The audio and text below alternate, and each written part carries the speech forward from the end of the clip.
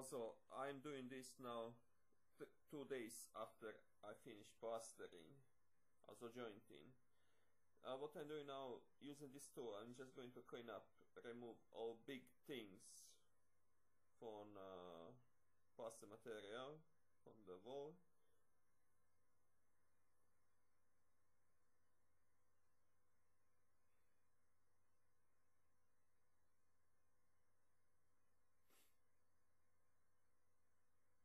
And the next thing, I have to sand it. Well, I'm just using some small piece of sandpaper, but probably the best thing is to buy such a professional. It is such a really special tool that costs 10 euro and paper costs few euro, and it is much easier to do it.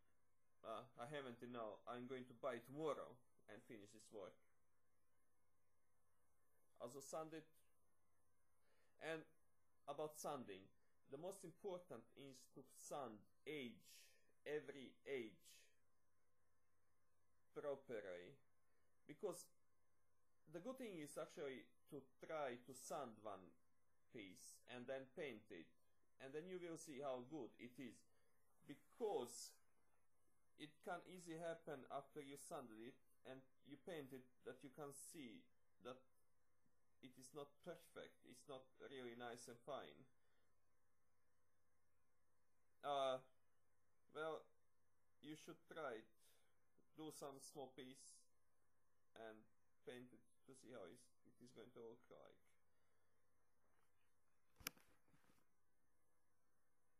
But anyway, I'm special going to do very well on every edge.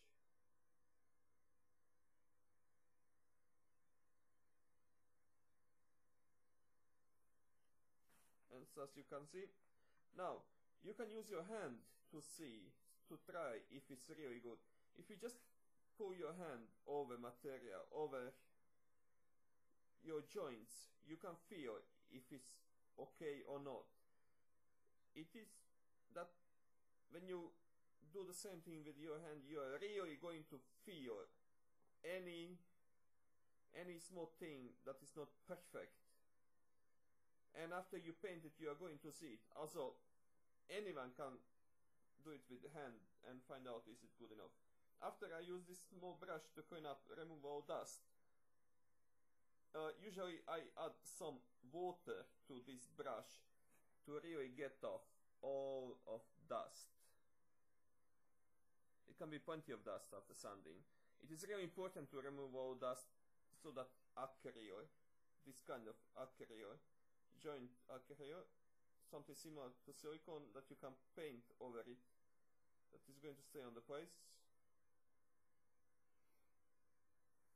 The good thing with this kind of material, it is really cheap. It costs €1.50 or maybe €2 for one tube. You cut it off, cut off the top,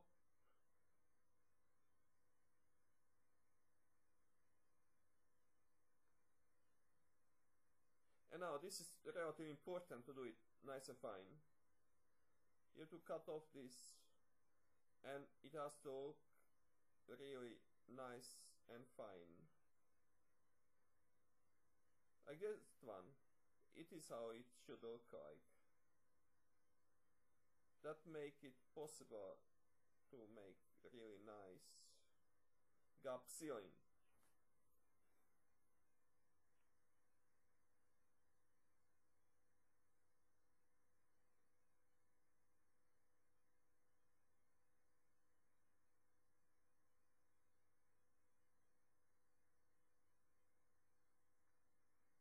After you need this gun, and you do it exactly like this.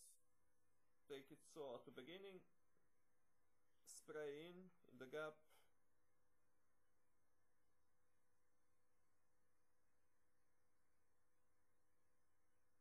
that's it, and then you can use it, you do it with your hand, but just it is a good idea to have some water around you so that you can wash it off. You do it like that, and then you wash your hand, wash your finger. You choose with what finger, of course, you are going to use. What's your favorite finger? And yeah, and you do it in every gap. Also, the big mistake is that many people, what they do is to fill it with jointing with some material and not using acryl silicone. Also, that's the biggest mistake. It is absolutely the best to use this acryl because all those walls, they work, and if you fill it with any other kind of material, it's going to crack. Also, use it. The best thing is really to use this acryl or some kind of silicone that you can paint over. This is excellent kind of acryl that you can paint over it, and even it wood works against cement and metal and other, even wood between itself, like 90 degrees corners and such things, they work. And the best thing is really to use acryl to it, because acryl can expand up to 1/3 or 20%. And as you can see now, I'm washing my hands to make one hands, and then I can easily do everything with acryl. It is extremely easy to work with it. Also, you just wash it,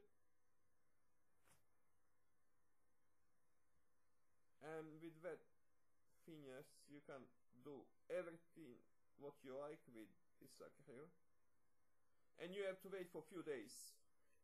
You have to read on the acryl, depending on what kind of acryl you are going to use, but I think usually you have to wait for 7 to 10 days before you can paint it. And now the only thing to do after is to paint walls.